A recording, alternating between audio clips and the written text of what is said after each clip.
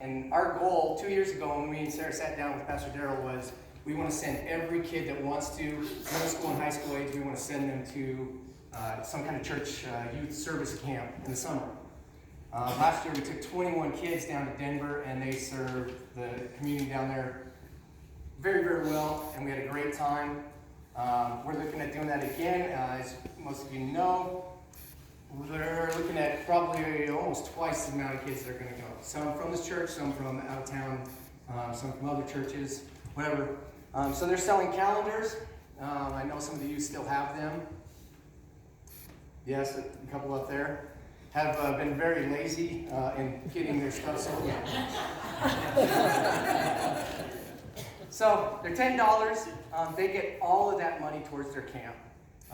We're sending the high school age kids, we're going to send them down to Austin, Texas this year. So the price is a little higher, but we want to experience many, many things and get those guys out in service. It's not a church fun camp where they're going and playing the whole time. They are serving the whole time that they are there. So anyway, for those that don't know, my name is Ray Meyer. If you want to make a case against me of why I shouldn't be standing up here, I'm telling you right now, I have a whole suitcase full of sins that I carry everywhere I go. It's not going to be hard.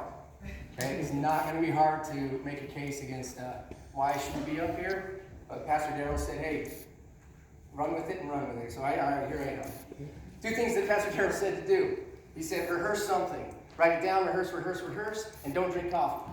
So I'm up here to tell you, I drank a gallon of coffee and I haven't even looked over my notes yet. So, here we go.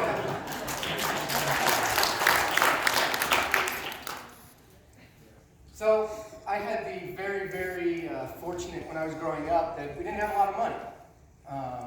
And I say that in the way of, I was very, very fortunate where I got to live with my grandparents. My grandma's here today, and my Aunt Debbie's with her. And Grandma is one of those people that her faith was stronger than I've ever seen in anybody in my life growing up. She's the one that drug me to church, and sometimes when I mean drug, I mean she drugged me to church. Absolutely. And then as most youth go through that, and that's what I want to be speaking about here shortly, is you get to that age where you start to question whether it's my faith or Grandma Love's faith. I don't know if I explained Grandma Love. That just tells you what kind of person she is with a name like that. You don't get a name like Grandma Love unless you were just full of love. All the grandkids call her that and everything. So, about high school age is when I started going through that phase of, I don't know what I believe, what I don't believe, all these outside stuff coming in and out. Then I went to the military. I got out of the military, and there was people from all walks of life, all different religions, and all this and that's, and they're bombarding me. No, you have to believe this, you have to believe that. And then you start going, oh man, is Grandma Love right, or is all these other people right, or what's going on with this?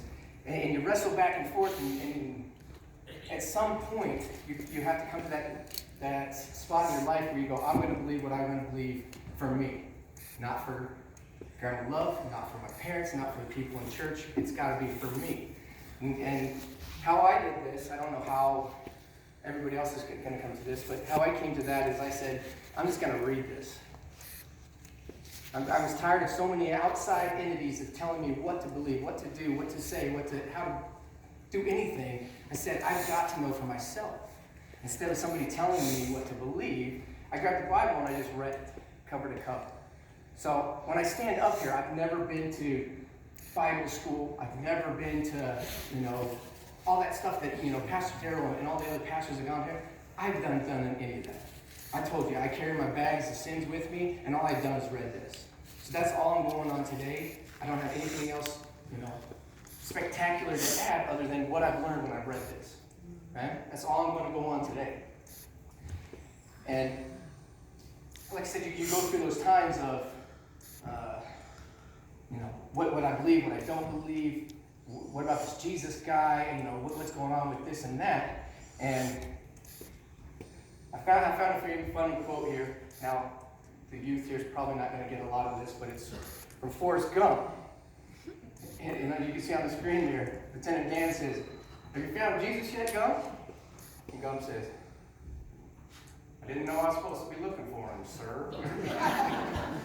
And you know, on your head, you all said the Gump accent in your head when you said that. But anyway, we don't know unless we teach, unless we learn, unless we know what we're looking for. We don't know what we're looking for. Okay, so that was the big point on that one there. Going to the next one. Timothy Keller he writes a bunch of books. He runs a huge church out in New York. I call him, and others call him too. He's like the Yoda of Christianity. Okay? If you have anything you're struggling with or whatnot, he breaks it down unbelievably awesome.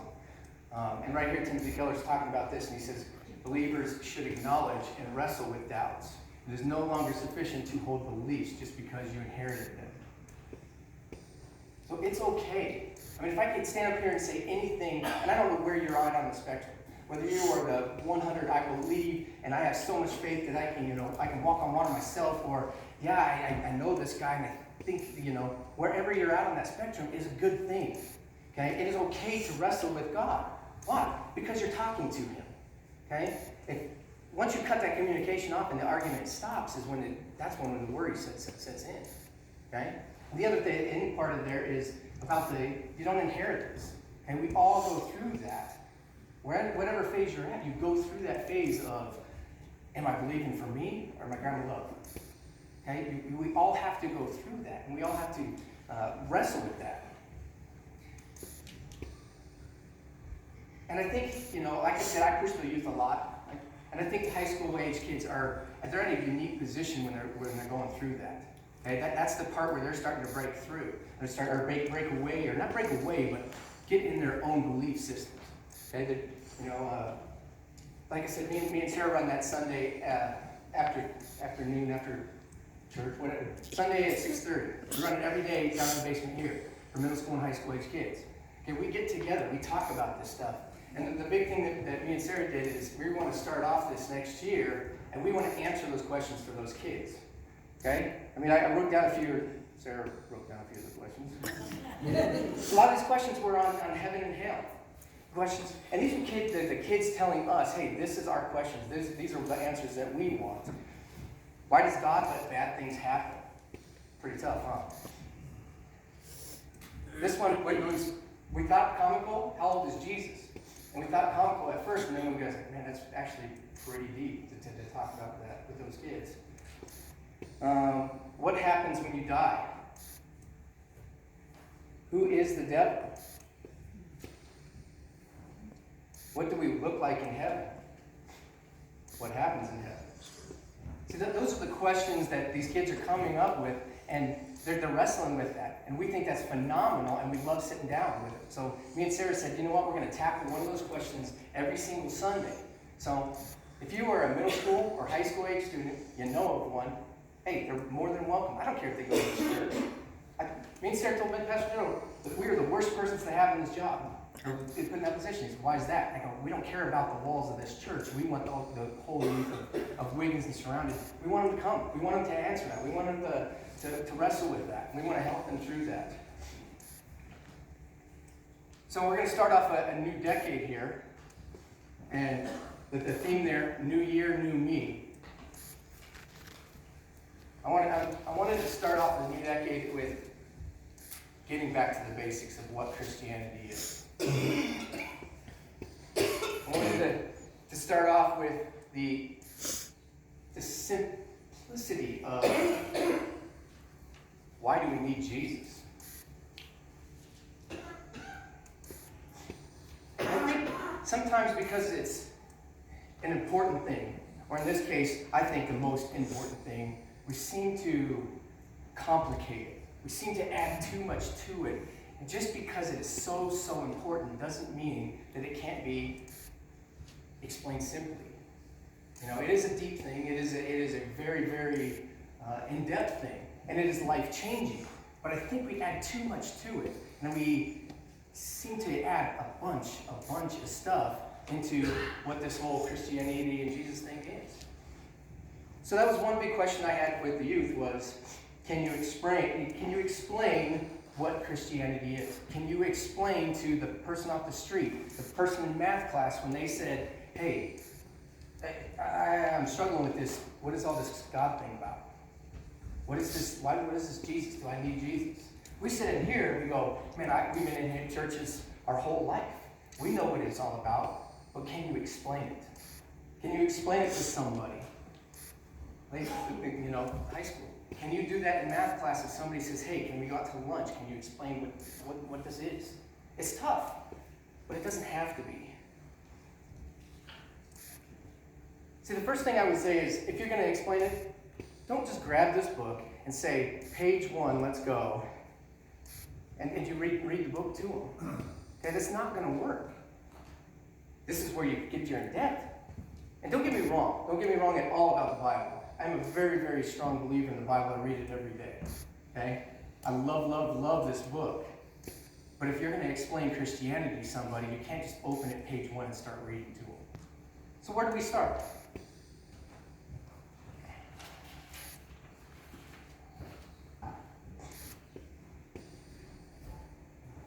You didn't know you were going to class or school today, did you?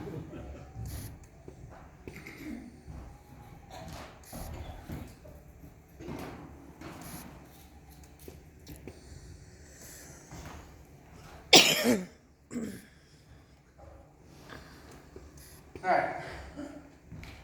As you see on the screen here, people and God on one side, right? Okay. So if we can picture God, here's God. He's got his little crown, beard, got a robe on. That's God. What are you laughing for? You all have little sheets of paper in your handout, right? Okay? You can draw just as well as me. You all have that little piece of paper for reasons. If you want to take notes and draw, here's your time. Here's me on this side.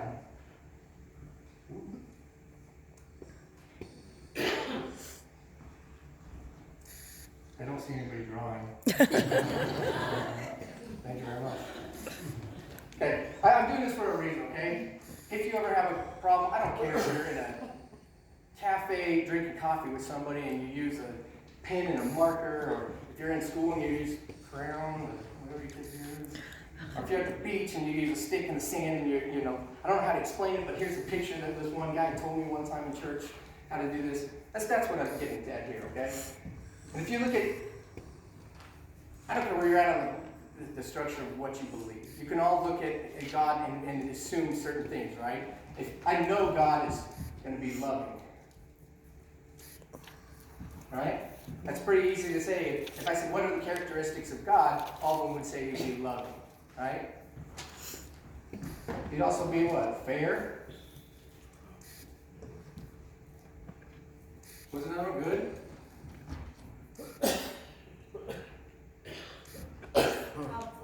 Helpful? Forgiving.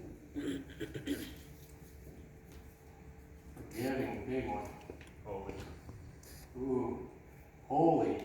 That's a church word. That's what it means. Pure. Comforter. I mean, we could go on, right? We can list a whole bunch of things that God is.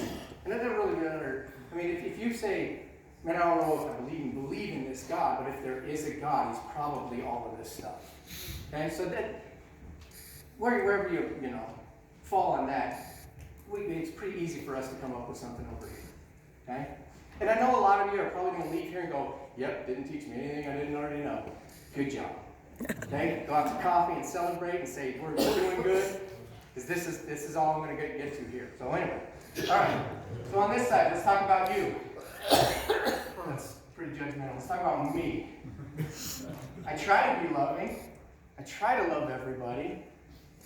Really, not everybody I deserve to be loved, right? I mean, a lot of my enemies have done stuff to me. I'm not unloving. Broken. I'm broken. Fair? Am I really fair to everybody? I'm not fair. If you do something mean to me, am I going to treat you the same as one of my kids? Probably not. So I'm going to be unfair. And good? I mean, I'm probably better than a lot of you, but I'm not.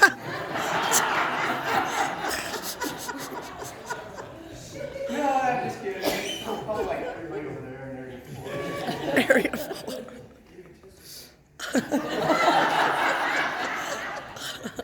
Helpful? Yeah, you know, I'll help you if they, you know, I really like it or so. I'm unhelpful.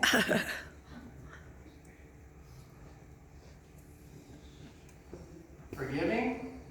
I'll say I forgive you until you do it again, and then I'll make sure I bring up that last one up again, right?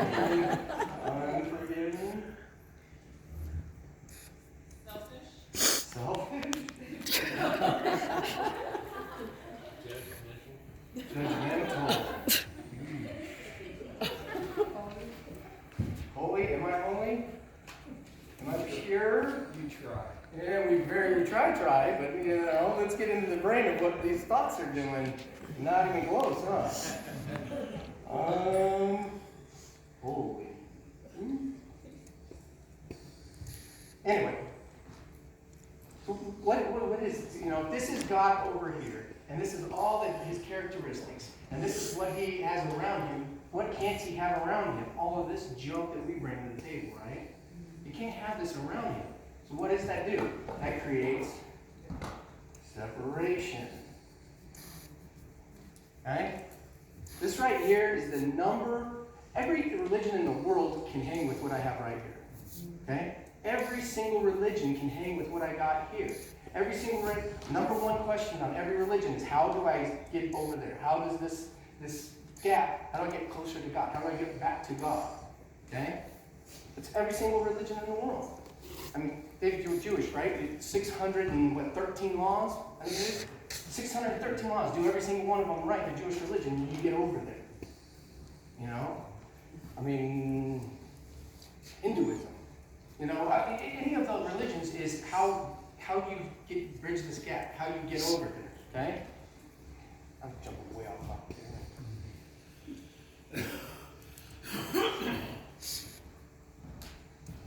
So, if you look at it, you know, the separation, and all these religions are saying, you got to do this, and you got to do this, and you can bridge this gap, and you got to bridge this gap, and you got to bridge this gap.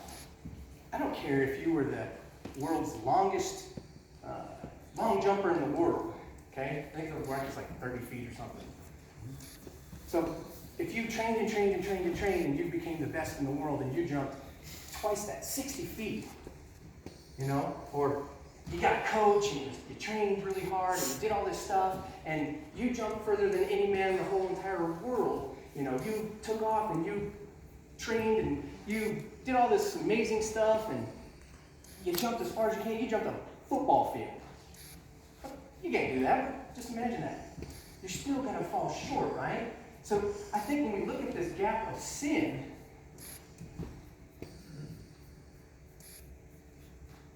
we think that we can bridge that gap. We think we can be good enough. We think we can do better to get across that. What I'm trying to get at is this separation. It looks more like this. You can't jump across that. Okay? You can't be good enough. You can't do all these great things to get across over there. Okay? Now you have, okay, well, what about spirituality? What if I had so much spirituality and then I can do this? Okay? What if you are, when I think spirituality, and I think of like Billy Graham. So Billy Graham runs here, runs and jumps, falls short. Mother Teresa, all the great things that she did. I mean, she took care of all the sick kids and the unwanted kids and all the kids thrown in gutters around the world. She said, I'll take them on, I'll take them on. Mother Teresa, right? One of them. Falls short. Grandma Love. She probably surpasses all of them in my mind, you know. She's clear out there. Dalai Lama, whoever you want to say, is clear out there, you know. I think the most spirituality woman in the decade was Oprah. Don't judge me. That's you know who it is. I want to say me, and you know where I hit the edge and roll over, you know. And probably I tripped over a rock here and stumbled over here and fell down here. what I'm getting at is you can't do this on your own. Okay? Every single religion says do this, do this, do this. What's the difference with Christianity? Why is Christianity so different? Jesus. Don't get ahead of me now.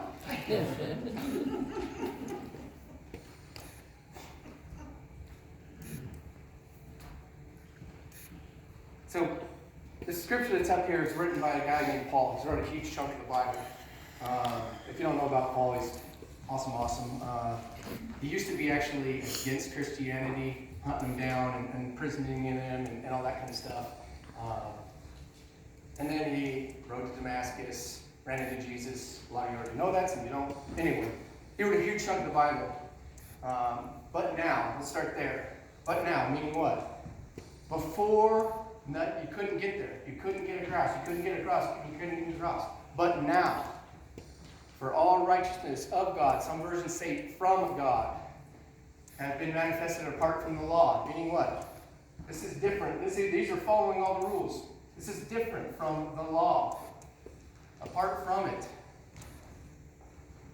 Where are we at? Although the laws and the prophets bear witness to it, the righteousness of God through faith in Jesus Christ. To all. That word all right there, I looked up the Greek word. It literally means, and you can write this down, all. Pretty crazy, huh? For all who believe. For all who believe. For there is no distinction. Let's back up right there before you get to that. Okay, so now we know this one is different, right? This one is from God. Okay? Every other religion is what you can do. What you can do to get to God. Get to God. Get to God. He's saying, hold on, guys. There is no getting there. But now we have something, right?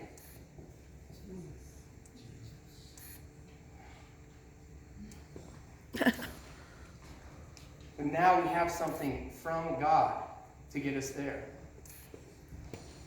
Here's a big portion right here that's hard to do, hard to understand, it's hard to take in when you've been in church forever and there's a knucklehead kid that says, yeah, I believe, but he's out there doing whatever. What does it say there? There is no distinction, for all have sinned and fallen short of the glory of God. All have sinned and fallen short. There is no distinction. What does that mean? Sin is sin. Sometimes when we get in here, we go, yeah, but I've done so many good things. I've done all this stuff, all this, my gap is only this big. Remember the Grand Canyon? My gap is only this big. Sin is sin. It's tough to understand because we do so many good things for God. We do all this stuff for God, and we're missing the point. The point is, here it is. Jesus is the only way, right?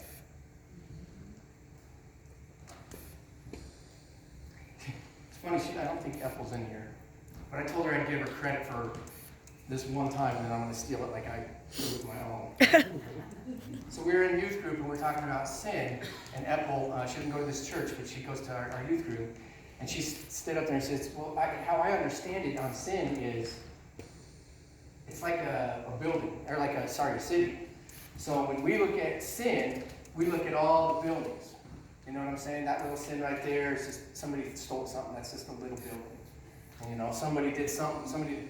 This guy over here killed somebody. Look at all that murder. A huge, huge building, right?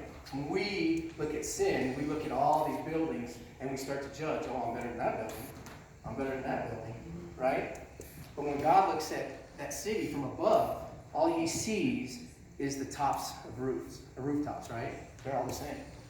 And I was like, that's pretty awesome, so I'm going to steal that. So she's not here, so I came up with it all on my own. But the grandparents. So are her basketball teammates over here. So anyway, I think it's an awesome way to look at it is, and we judge so much on my sins versus your sins, and my gap is not as big as your gap. It doesn't matter how big, I still can't get across. Okay? That's a big, big thing. I can't get across on that at all. Let's take this word sin. Okay? It's not actually a biblical term. The Bible actually stole that term. It's an archery term. Okay? When the word sin means, not what it means. Hold on, I'll get how you say it.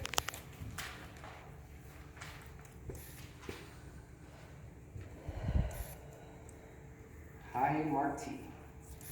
Haimarti is a Greek word, and it actually means, it's an archery term. When you pull back your arrow to shoot, like I'm trying to hit that microphone there, and I pull back my arrow, what does God want for you? He wants you to hit on, right? Hamate, whatever the Greek word is, it means my arrow fell short. It means I shot it and it fell short. Okay? That's all sin means, is God gave you something to do, how to act, how to do something, and you fell short. We all have that. We all fall short. Okay? We all fall short. We are all sinners and fallen short of the glory of God. We are justified by His grace as a gift through the redemption that is Jesus Christ. I think sometimes when we look at this bridge of Jesus, we have a tendency as Christians to say, yes, but you got to do this, and you got to do this, and you got to do this to be able to get onto that bridge. Don't we? You got to stop this sin. You've got to stop this sin. You've got to be going to church. You've got to do whatever to get onto that bridge to go across. And to that I say, if you're telling me that I have to do X, Y, and Z to get onto Jesus' bridge, you're telling me Jesus is not strong. And I've read that Bible many, many times. This is the only way. So when you're praying for your friends that aren't in here, you're praying for your teammates that aren't in here, you're praying for whatever might be, whatever sins they're going through, whatever situation they're going through, Jesus is strong enough to get to you. And that's all that is needed.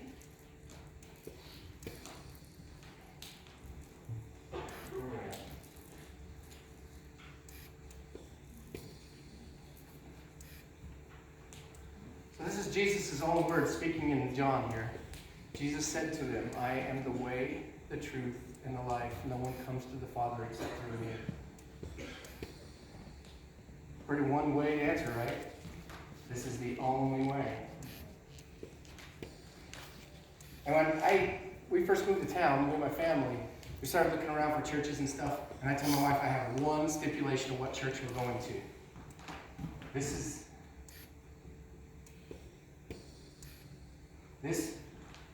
is what I'm looking for, but more important, that needed to be in here. The period. It's Jesus, period. There is no Jesus and this, Jesus or this, Jesus and you got to do all this other stuff for salvation. That meant more to me than what songs we were singing, what the pastors dressed like. I mean, I like you guys. You got all nice people. That helps too. But that's very, very important to me because when I read that, that's what I got out of it. It's Jesus, period. And anytime somebody says something else, I question whether it is in Christianity they're talking about.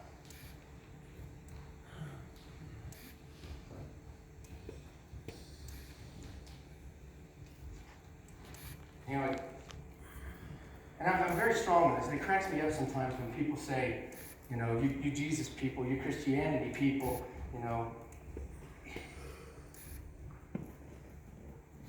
they're so arrogant. Your way's the only way. Nothing else can be right. It's only you and your beliefs and this and that. It cracks me up when people say that. Because all these other religions or non-religious people, they're trying to keep jumping this on their own. I can do everything. It's the strength in me. I can dig deep, and it's all about me and about me and about me. Arrogant? I'm saying I can't do a single thing to get over there. I need that Savior. Yes. I cannot. How's that arrogant? You're telling me that you can do better and be stronger and, do more good than bad. Try to jump that. I'm telling you, I can't get on board on the arrogance because I'm saying I can't do it. It is not about me. It's nothing that I can and can't do. It's all about needing that Savior from God.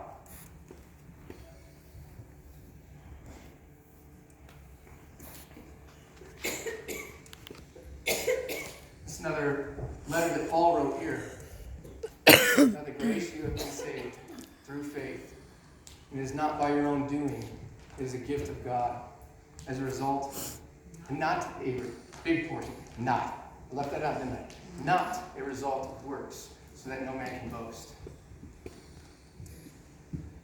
You can't go halfway and say, yep, met Jesus on board. It's not about you. It's not about what we can and can't do. It's not about how good of a person you are that you can jump the farthest. And I've done so much to get all the way. Speaking of this, Mother Teresa that jumped all out here. I had a joke about Mother Teresa, so.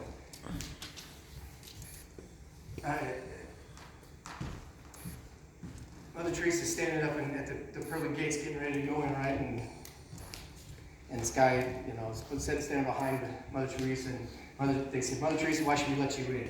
Mother Teresa says, well, I saved all these billions of people and did all this, great stuff, and took in all these, orphan kids and helped all this, and, millions of people and da. And they say, not good enough, go to hell. And this guy standing behind him goes, I ain't gonna try. He turns around and walks away. But you know what I'm saying? That's the point. You can't be good enough to get on that bridge. And that bridge can get to anywhere. It doesn't matter what sins you are going through, what struggles and how much you're wrestling with, whatever, how little of faith you have. Remember the whole mustard seed? You have to have faith of a mustard seed just to say, yeah, I believe in this Jesus. And that's enough. And then you get in here, you get stronger, you surround yourself in church of people, and you strengthen this, and now I can talk to other people and get them on board. Jesus' last words are what? Go out to the world, tell them about me. That's what me and Sarah are doing with the youth, is we are trying to get them strong enough so they can go out and they can say, hey, it doesn't matter what you got going. This Jesus guy's the only way over there.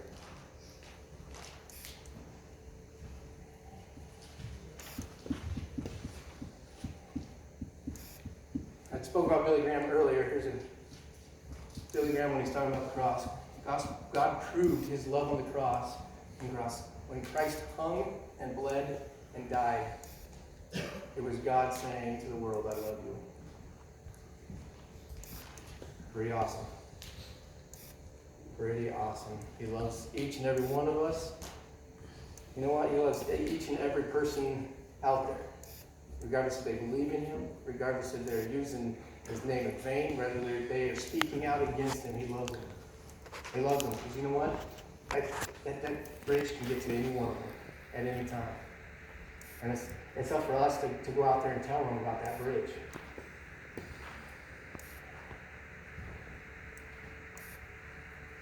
Like I said, the yoga of Christianity, Timothy Keller, it is not the strength of your faith, but the object of the faith that actually saves you.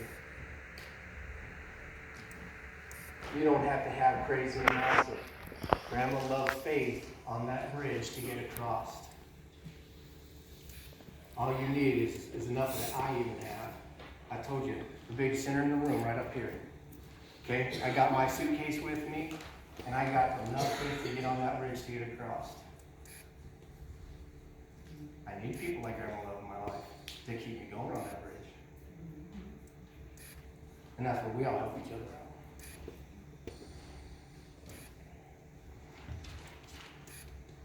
And a big thing that I talked about to the youth, and they said, well, when do I need to do this? When do I need to get on that bridge? When do I need to get on that understanding? Can I go out there and have fun?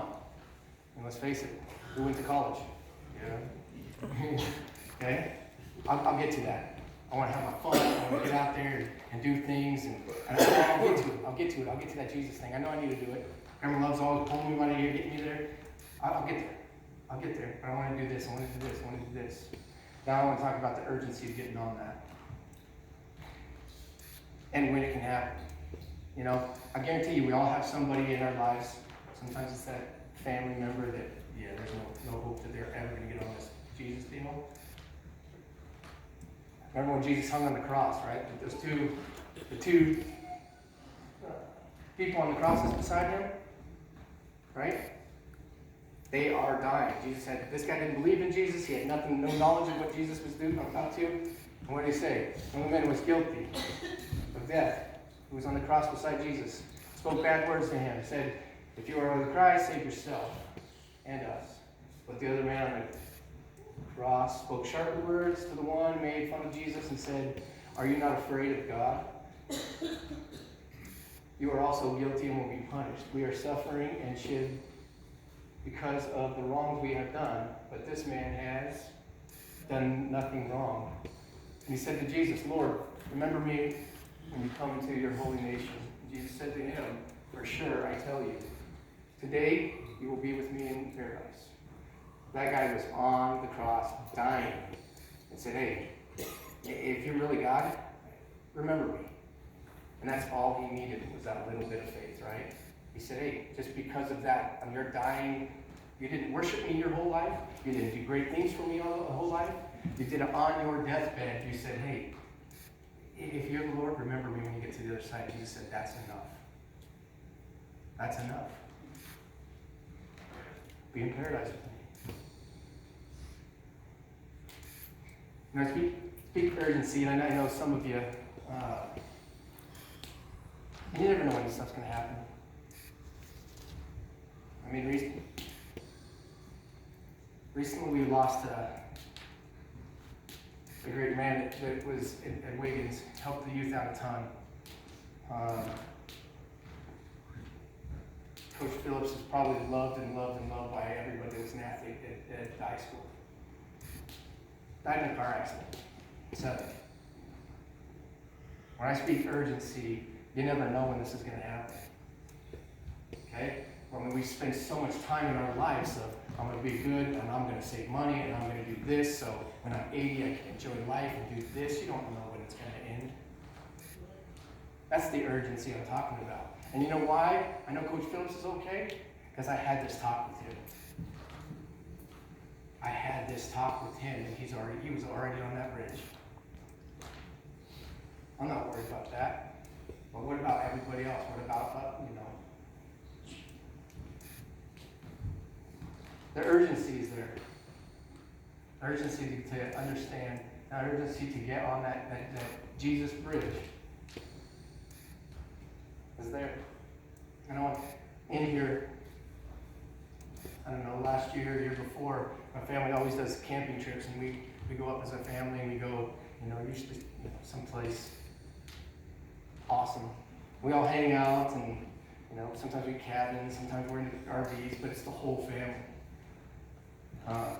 And we were up, I can't even remember which one of the mountain towns, and Debbie always sets it, usually sets it up. So.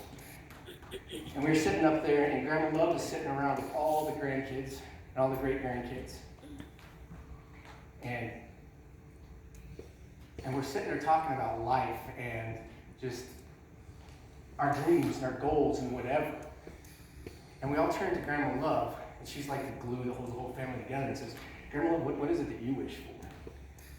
And Grandma Love says, you know what? I pray the same thing all the time, and I pray for one thing for this whole entire family, and it's for every one of my kids, my grandkids, my great-grandkids, to know who Jesus is.